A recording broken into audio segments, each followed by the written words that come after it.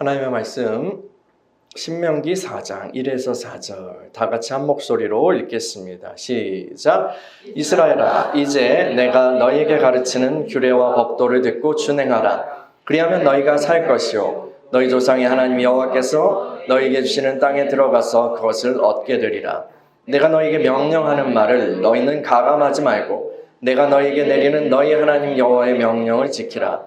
여호와께서 바알보올의 일로 말미암아 행하신 바를 너희가 눈으로 보았거니와 바알보올을 따른 모든 사람을 너희 하나님 여호와께서 너희 가운데에서 멸망시키셨으되 오직 너희 하나님 여호와께부터 떠나지 않은 너희는 오늘까지 다 생존하였느니라. 아멘. 하나님 아버지, 우리가 주님의 말씀을 사모합니다. 성령 이 시간에 함께하여 주시고 또 우리 안에서 친히 해석자 되어주셔서 말씀 깨닫게 하시고 또 주님께서 친히 각자에게 주시는 그 생명의 말씀을 듣고 또 행할 수 있도록 믿음을 허락하여 주시며 하나님 주님을 경외하는 지혜와 지식으로 그렇게 살아갈 수 있도록 인도하여 주시옵소서. 하나님 이 시간에 말씀을 전하는 종을 붙들어 주시고 주의 권능으로 채우시며 사랑으로 진리를 선포하게 하여 주시옵소서. 예수 그리스도의 이름으로 기도합니다. 아멘. 저희 둘째 아이가 학교 방과 후 선택 수업에서 생명과학을 들어요. 생명과학.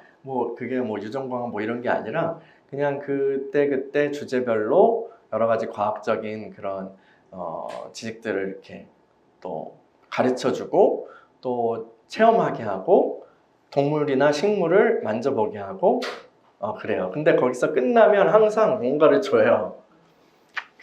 뭔가 키울 수 있는 뭔가를 줄 때가 많아요. 그래서 작년에는 이제 소라게를 갖고 와서 저는 처음 키워봤거든요. 근데 갖고 왔는데 죽일 수도 없잖아요.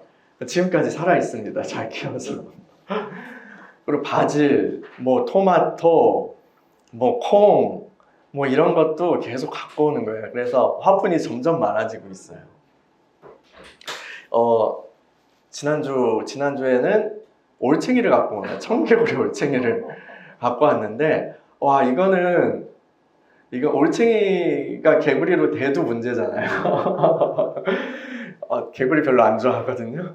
근데 이제 이거 좀 옆에 하천에 그냥 놓아주면 어떨까? 그러니까 안 돼, 그러면 잡아먹힐 거야. 그래서 아직은 이제 있는데 어떻게 설득해 보려고 합니다. 여러분, 식물은요, 대부분의 식물은 땅에 뿌리가 잘 박혀 있어야지 자랄 수 있어요. 그렇죠? 생명을 유지하고 살아갈 수 있어요. 물고기는 물속에 있어야만 살 수 있습니다. 물 밖으로 나오면 하다가 죽어요. 사람도 공기가 희박한 곳에서는 살 수 없죠.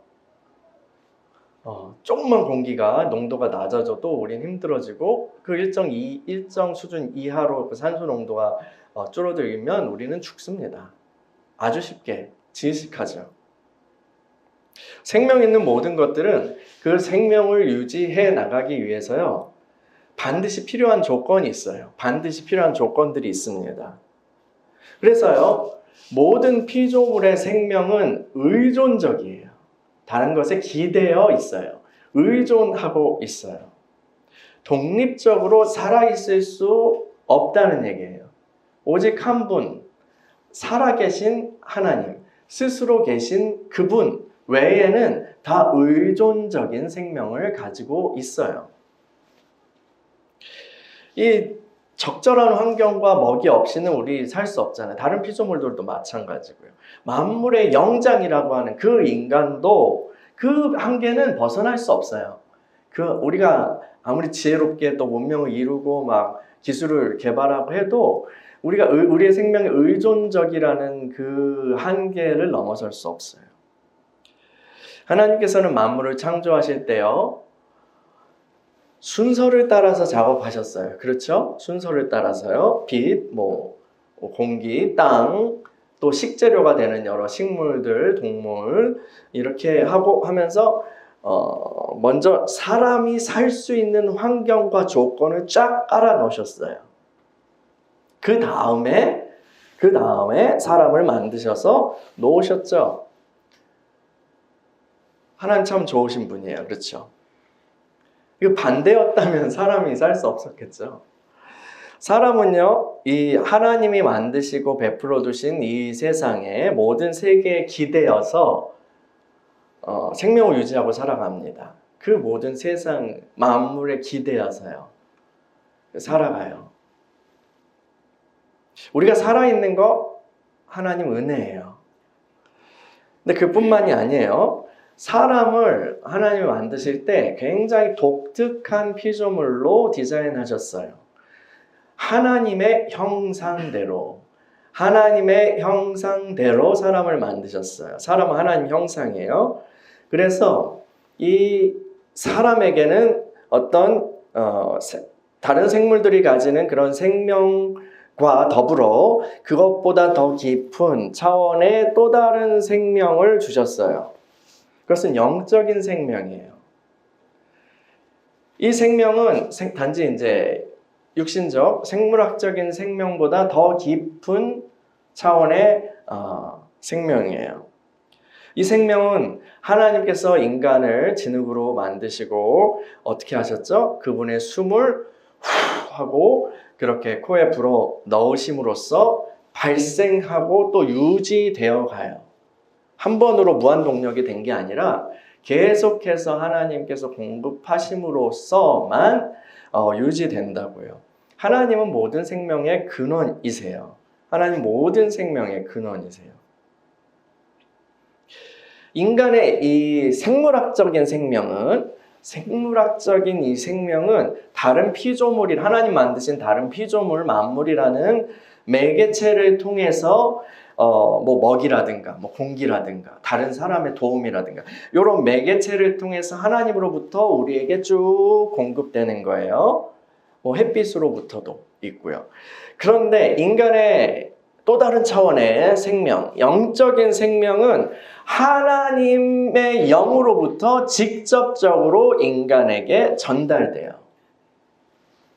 그러므로 인간이 살아간다고 할 때에 우리는 두 가지 차원을 생각해야 돼요.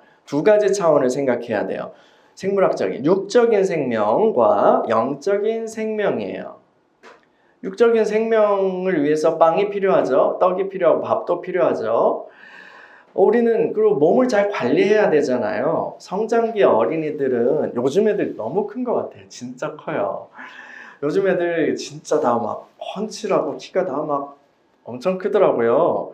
이 양질의 음식과 좋은 환경과 또 거기서 또 의료 시스템 뭐 이런 걸로 자라가고 해서 그러겠죠. 과거에는 또 그렇지 않았잖아요. 작았잖아요. 우리가요. 이 성장기 아이들에게는 양질의 음식과 깨끗한 그런 좋은 환경이 필요해요. 그래서 그 동자승들 있잖아요. 그 절에 있는 동자승들도 스님들이 이렇게 햄버거 같은 걸 만들어 주시더라고요. 그 스님들은 채식을 하시잖아요, 대부분. 이제 살생을 안 하는 그런 계율에 의해서. 그런데 동자승들한테는 고기를 먹여야 되는 것을 아시기 때문에 그렇게 하는 거를 이제 TV 뭐 인간극장인가 그런 데서 본 적 있어요. 이 다 자란 어른들도요. 몸에 좋은 거 먹어야죠. 몸에 좋은 거. 뭐 보신 뭐 이런 게 아니라 건강한 음식, 깨끗한 음식을 먹어야 되죠. 그러면서 운동도 하고 그렇게 살아야지 건강한 몸을 유지할 수 있어요. 정신적인 면이나 사회적인 면도요. 이 육적인 생명과 연관이 되어 있습니다. 사람이 밝고 건전한 그런 생각을 하고 성실하게 일해야지 건강도 좋아져요.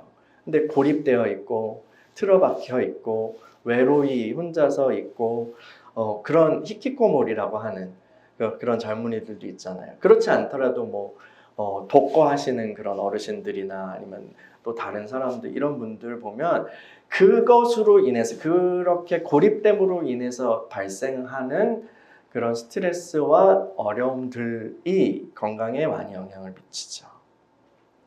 생각도 어두워지고요. 그래요. 이 사람은 밝고 건전한 생각을 하고요. 또 다른 사람들과 어느 정도 이제 상호작용하면서 살아갈 때 행복하게 살아갈 수 있죠. 이게 이제 육적인 생명에 대한 거예요. 그런데 그게 인간의 삶의 전부라고는 할 수 없어요. 인간은 단지 조금 지능이 높은, 굉장히 높죠? 지능이 높은 그런 동물, 짐승이 아니기 때문이에요. 인간은 동물이지만 그거보다 훨씬 더 아예 차원 높은 부분이 있어요. 그건 영적인 존재로 인간이 창조되었기 때문이에요. 그래서요, 이 사람이 영적인 생명 없이는 본래적인 의미의 하나님 창조하신 본래적인 의미의 사람이라고 할 수 없는 거예요.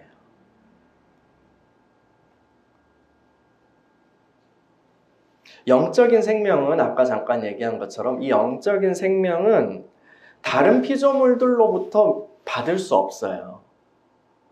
다른 피조물을 매개로 해서 받을 수 없어요.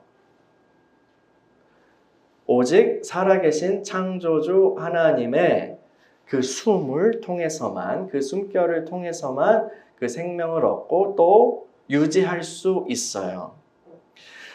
다시 말해서 살아계신 하나님과의 생생한 관계성과 교제를 누릴 때에만 사람은 영적으로 살아나고 또 살아갈 수 있어요. 그래서 하나님과 이렇게 연결되어 있는 게 중요해요. 연결이 곧 생명이에요. 여러분들은 하나님과 연결되어 있으세요? 하나님과 연결되어 있는 것을 오늘 본문은 하나님께 붙어 있는 것이라고 표현했어요. 오늘 읽은 말씀 다시 한번 읽어볼게요. 신명기 4장 1절에서 4절이요.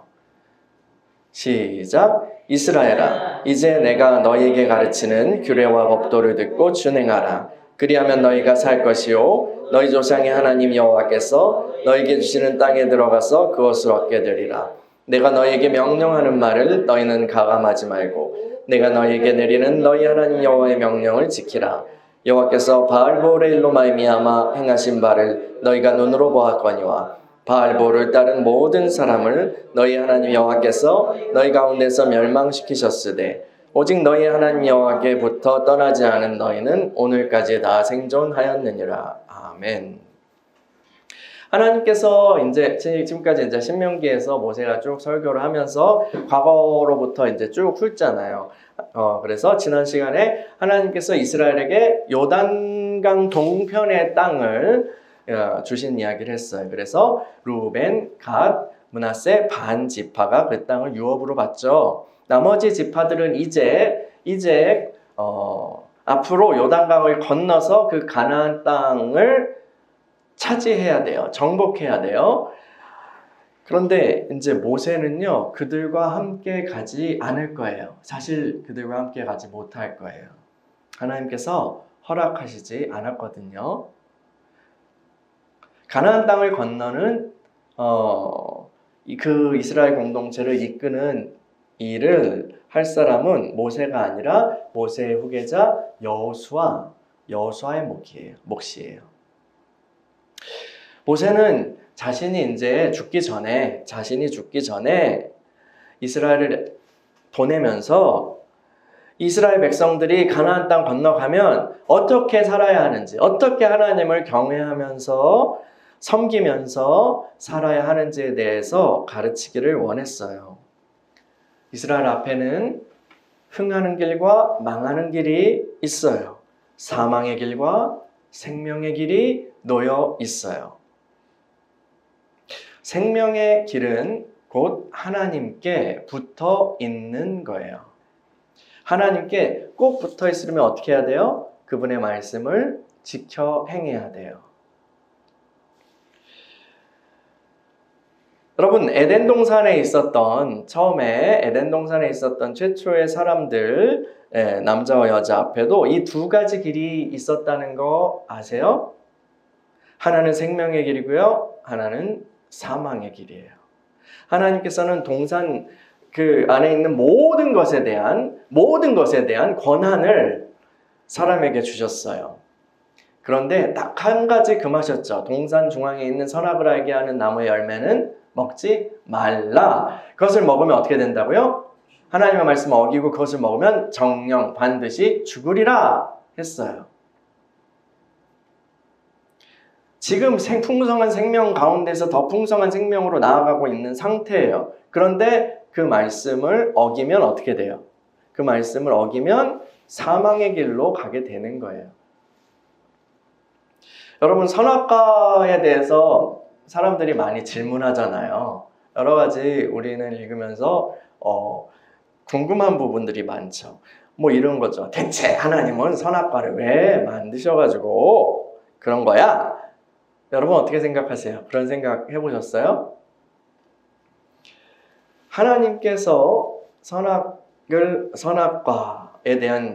만드시고 그에 대한 계명을 주신 이유는 사람에게 계속해서 영적인 생명을 공급하시기 위함이에요. 왜요?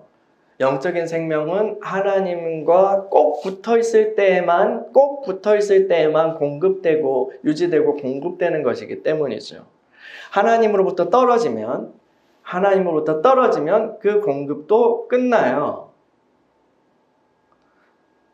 사람은 선악과를 먹지 말라라는 한 가지 명령에 순종함으로써 하나님과 올바른 관계를 유지할 수 있었어요. 하나님과 올바른 관계를 유지하고 그분께 붙어 있을 수 있었어요. 이 선악과의 어떤 마술적인 화학적인 성분이 중요한 게 아니라 그것을 먹지 말라라고 하나님이 명령하셨다는 것이 더 중요해요.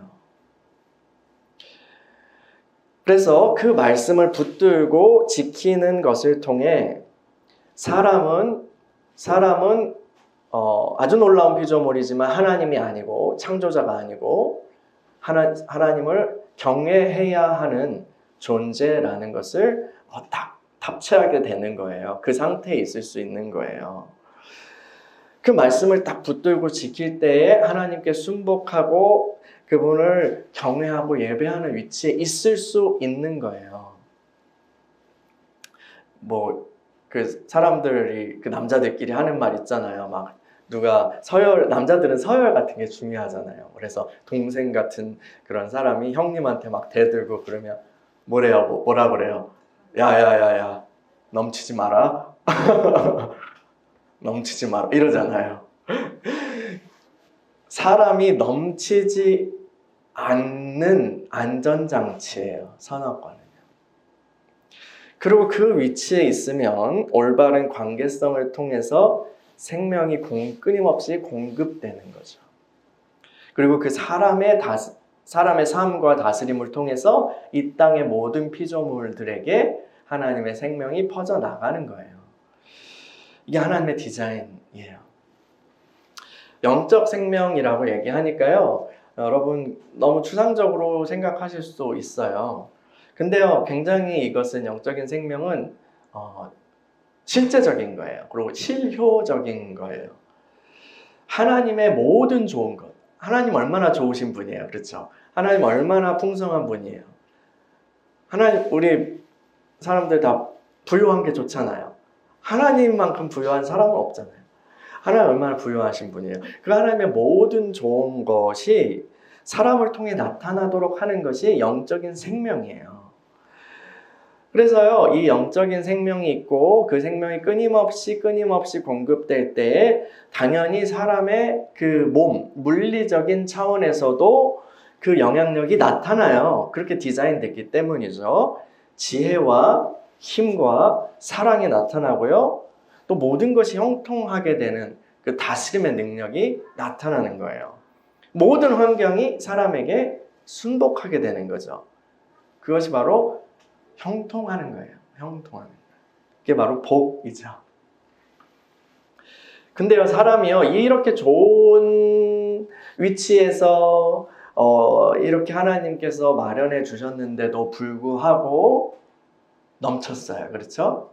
뱀의 말을 듣고 하나님의 말씀을 버렸어요.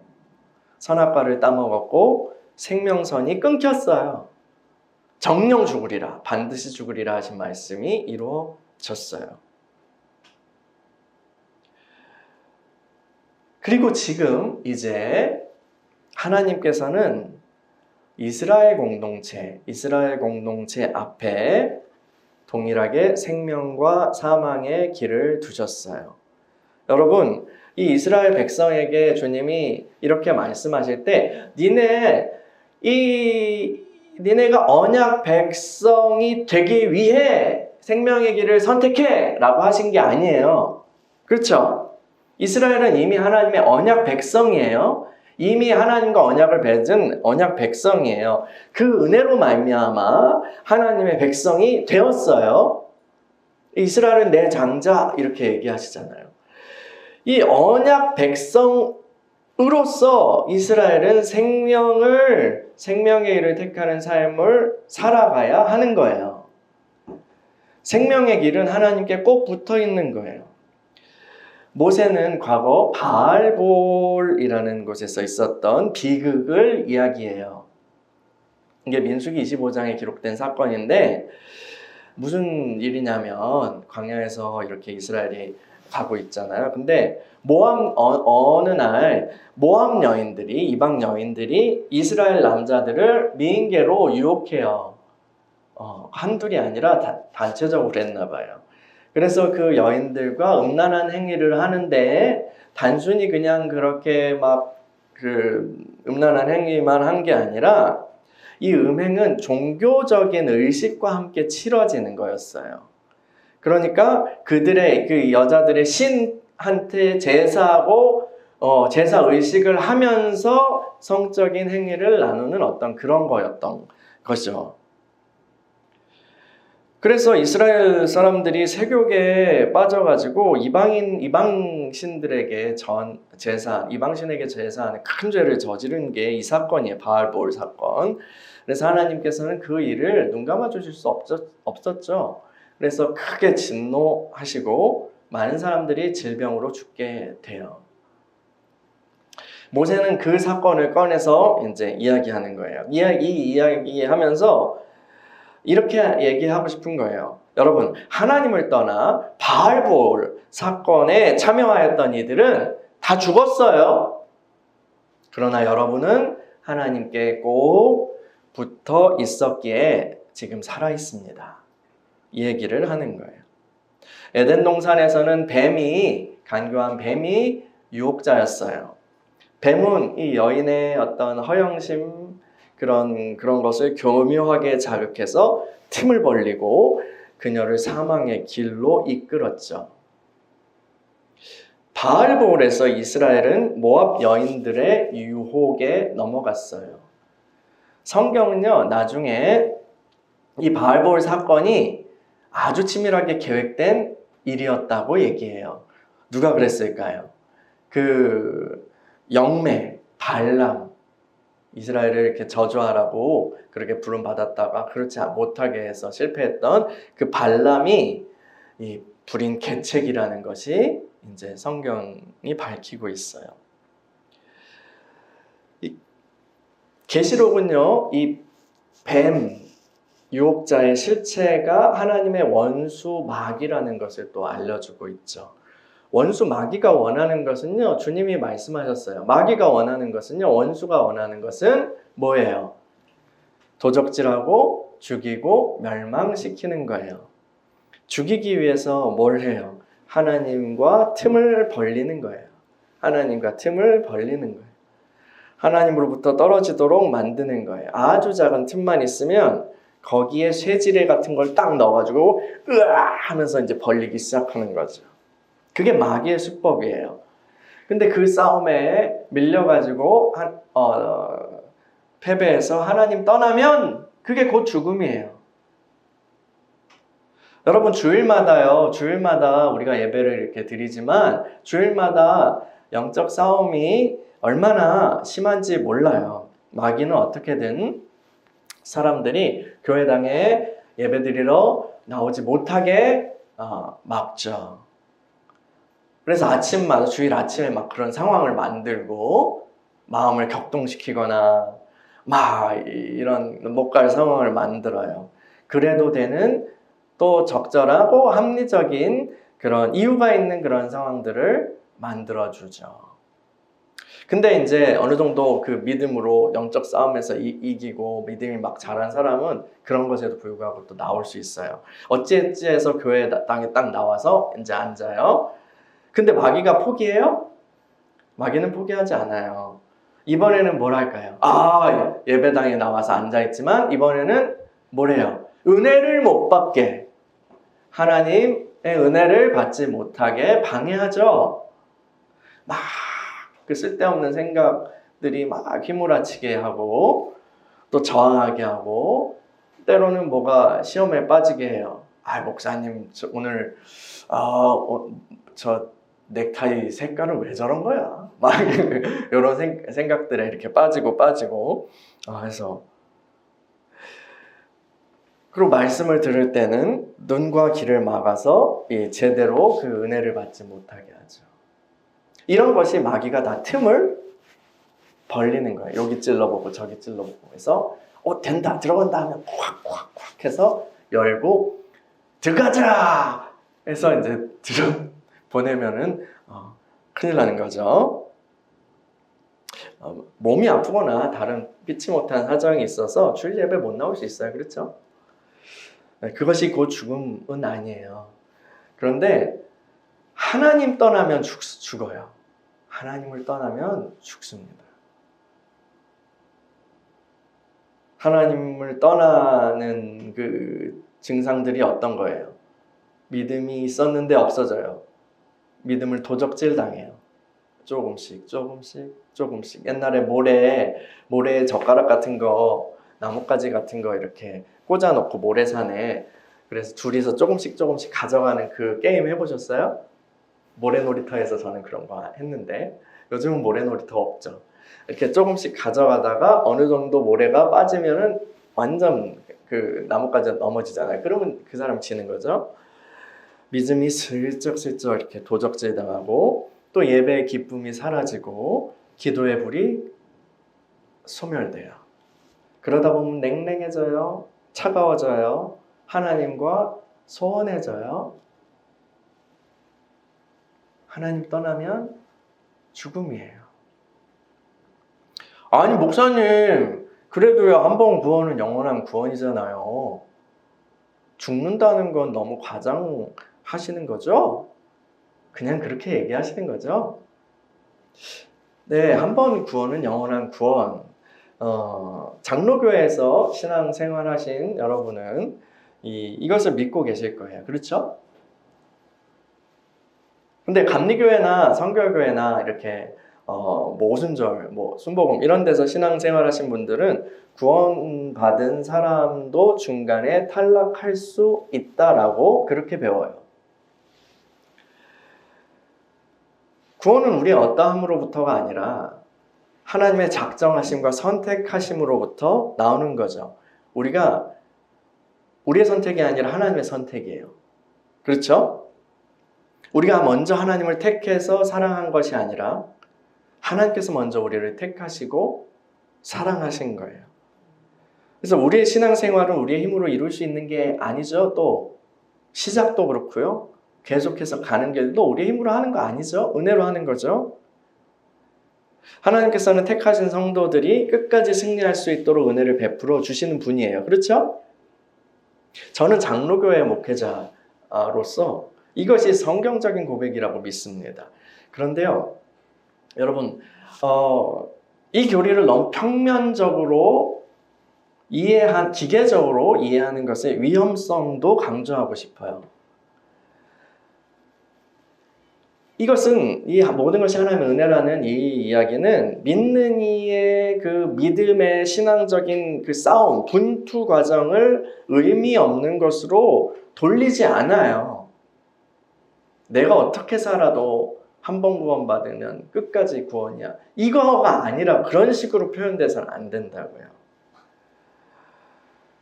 하나님의 작정과 택하심이라는 영역은요, 이 말씀을 통해서 우리가 계시된 말씀을 통해서 우리가 배웠지만 우리가 체험할 수 있는 그런 개념은 아니에요. 제가 설명을 잘했나요? 하나님의 택하심과 작정은 우리가 체험적으로 경험적으로 알 수 있는 게 아니라고요. 볼 수 있는 영역이 아니에요. 인간의 그거예요. 그게 볼 수 있는 영역이 아니에요. 감각으로요. 그리고 더군다나 이 믿음의 경험, 우리가 회심하고 믿음이라는 그런 경험이 있잖아요. 믿어지고 또 회심하게 하고 하는 그것과 같은 층에 있는 것도 아니에요. 이건 시공간 믿음의 경험은, 그리고 이 회심의 경험, 회개의 경험, 이런 거는 시공간 안에서 우리가 경험할 수 있는 거예요. 근데요, 하나님의 작정, 그렇게 하기로 결심하시고 하나님이 선택하시고 하는 거는 시간을 만드신 하나님 마음 속에 있는 거예요. 그러니까 이게 같은 타임라인으로 그렇게 계산할 수 없는 거예요. 이걸 그렇게 인식해서는 안 돼요. 좀 어려운가요? 그러니까 이런 경우 여러분 보셨을 거예요. 어떤 사람이 세례도 받고요. 믿음 생활도 교회 다니면서 좀 한 것 같아요. 오래 했어요. 뭐 직분도 받겠죠. 뭐 집사라든가 뭐라든가. 근데 그러다가 생애 후반부에 가서 예수님을 부인해요. 예수님을 부인하고 스스로의 길로 가다가 다른 종교로 가든 뭐 아니면 그냥 스스로 무신론자의 길로 가든 가다가 죽었어요. 이런 사례 없을까요? 있어요. 이거 어떻게 해석해야 돼요? 만약에 감리교인들이라면 간단하게 해석할 거예요. 거봐, 그는 구원에서 단락했어. 근데 장로교인들은 좀 이런 상황에서 좀 난감하시죠? 이거 어떻게 설명해야 돼? 어떻게 해석해야 돼? 대개는 어떻게 설명하는 것으로 그렇게 수렴되냐면, 그 사람은 처음부터 택함 받은 사람이 아니었을 거야. 아니었어. 아닌 게 분명해. 이렇게 말한다는 거예요. 해석은 다르죠? 해석은 다른데 그 현상 자체는 있어요. 제가 왜 이 말씀을 드릴까요? 시간과 공간 안에서, 우리가 사는 시간과 공간 안에서 믿는 사람 혹은 믿는 줄 알았던, 믿음이 있는 줄 알았던 그 사람이 중간에 하나님을 떠나는 현상이 있을 수 있다는 거예요. 그가 택함 받은 사람이라면 하나님께서 그를 좀 굴리시겠죠. 그럼 좀 막 굴리시고 고난 주시고, 하나님 탕자 그 비유처럼 막 고생하다가 아버지 집으로 가야겠어 하면서 결국은 이렇게 신앙을 회복하고 생명 안에서, 그리스도 안에서 잠드는 그러한 복을 받겠지만, 근데요, 한번 떠난 사람이 돌아올 수 있다는 걸 우리는 알아요, 몰라요? 그 사람도 몰라요? 우리도 몰라요? 목사도 몰라요? 한번 떠나서 영영 떠나버릴 수 있는 거예요. 한번 식어진 믿음이 돌아오지 않을 수 있는 거예요. 우리는 미래를 알지 못해요. 하나님 마음, 그 작정도 우리가 들여다볼 수 있는 것이 아니에요.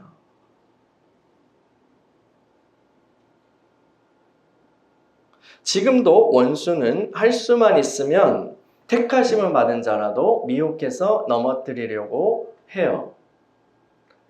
원수는 집요하게 우리를 유혹하고요, 틈을 벌리려고 하죠. 마귀에게 아주 작은 틈이라도 여러분 허용하지 맙시다.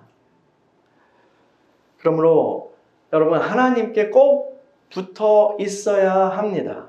하나님께 꼭 붙어 있어야 돼요. 그것이 생명이에요. 하나님께 붙어 있는 것이 생명이에요. 근데 모세가 이렇게 하나님께 붙어 있는 것이 생명입니다 라고 피를 토하는 심정으로 계속 설교하거든요. 근데 이스라엘은 어떻게 돼요? 이스라엘은 결국 하나님을 저버리죠. 하나님의 임재를 잃어버리고 박살이 나요. 나중에 구약 성경의 이야기가 물론 포로 생활에서 돌아오긴 하지만 완전히 박살 나버리고 그 형편없이 줄어든 그런 유다 백성들, 이스라엘 대부분의 지파는 날아가고 그 유다 백성들이 이렇게 우리는 어디로 가야 할까? 하나님의 회복은 언제 오는가? 이렇게 바라보는 식으로 구약 성경이 끝나요. 그리고 그 구약이 끝이 아니죠. 하나님께서는 독생자 예수 그리스도를 보내셔서 이 이스라엘이 실패한 그 일을 다 이루게 하십니다. 이스라엘을 회복시켜 주세요. 예수님이 이 땅에 오셨을 때요, 원수가 가만히 있었어요? 노골적으로 싫어했죠, 미워했죠, 죽이려 했죠, 어떻게든 그 틈을 벌리고 들어가려고 그랬죠. 근데 원수의 어떤 유혹도요, 아버지 하나님과 예수 그리스도 그 사이를 떨어뜨릴 수 있었어요, 없었어요? 없었어요. 오히려 그리스도께서는 아버지 뜻에 순종해서 죽기까지 순종하셔서 십자가를 지시고 우리를 대신해서 사망의 죄값을 받으셨어요. 그는 죽으실 필요도 없었지만 우리를 대신해서 죄값을 짊어지셨어요. 그 십자가의 죽음이라는 게 육체적 고통도 어마어마하고 정신적 모욕감도 어마어마할 거예요. 그렇죠? 그 십자가라는 게 우리가 영화에서 보듯이 그렇게 높지 않았대요. 그냥 인간의 키 정도 높이였대요. 그리고 예수님이 여기 정도는 이제 성화 같은 데서 가려주지만 아마도 다 벌거벗은 채였을 거예요. 몸은 피떡이 돼 있죠. 사람들은 막 침 뱉고 난리 났죠. 거기에다 그냥 이 정도 높이에 무력하게 걸려 있죠. 짐승처럼. 사람들이 이렇게 보면서 조롱하죠. 그 정신적 고통 어마어마하죠. 근데요, 예수님이 정말 이것만은 가능하면 이 잔을 내게서 옮기시옵소서 하기까지 그렇게 하셨던 그 이유는 이 고통보다는 영적 고통, 영적 사망의 고통 때문이었을 거예요. 그것은 아버지 하나님, 지금까지는 완벽한 사랑의 관계, 한 번도 떨어진 적 없었던 그 아버지 하나님과 성자 예수 그리스도의 그 사랑의 그 관계가 일시적으로 끊어지는 관계예요. 그래서 하늘이 어두워지고 나의 하나님, 어찌하여 나를 버리십니까? 엘리 엘리 라마 사박다니, 이 말씀하시잖아요. 그때 우리 그 죄가 없으셨지만 죄가 되신 예수님과 하나님 사이에 단절이 일어난 거예요. 심판이 임한 거예요. 원래 우리가 경험했어야 될 그 죽음의, 영원한 죽음의 심판이야. 그 고통은 사실 우리가 짊어져야 할 형벌이었죠. 그리스도께서는 그 죄값을 갚아주심으로 우리는 다시 생명을 얻고요. 생명이신 하나님께 나아갈 자유를 얻게 됐어요. 여러분, 그래서 예수 그리스도의 그 피를, 그 십자가를 지신 그 주님을 믿는 자는 자유케 된 거예요. 근데 그 자유가요, 마음대로 할 자유 아니에요. 그렇죠? 마음대로 살아라, 이제 니는 자유야. 그 자유가 아니라 다시는 사망의 길을 택하지 말고 생명의 길로 나아가라 라고 하는, 생명의 길로 다시 나아갈 수 있는 기회를 얻은 거예요. 영영 잃어버린 줄만 알았던 그 기회를 얻은 거예요. 그게 자유예요. 그 자유를 가지고 우리가 무엇을 해야 될까요? 주님을 택해야 되겠죠. 생명을 택해야겠죠. 뒤를 돌아보지 말고요. 오직 하나님을 향한 생명의 길을 선택해야 돼요. 근데 우리의 힘으로는, 우리가 그 은혜를 받았지만 우리의 힘으로는 할 수 없어요.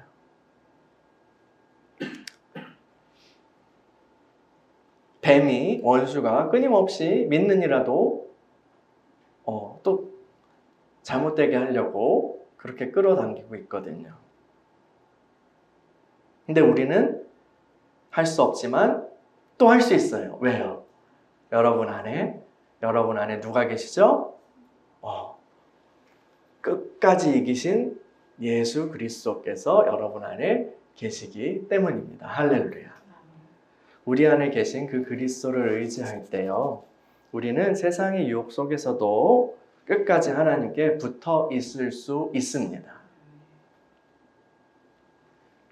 사랑하는 여러분, 어떤 상황에서도 주님께 꼭 붙어 있으시기를 축원합니다. 그것이 곧 생명입니다. 할렐루야.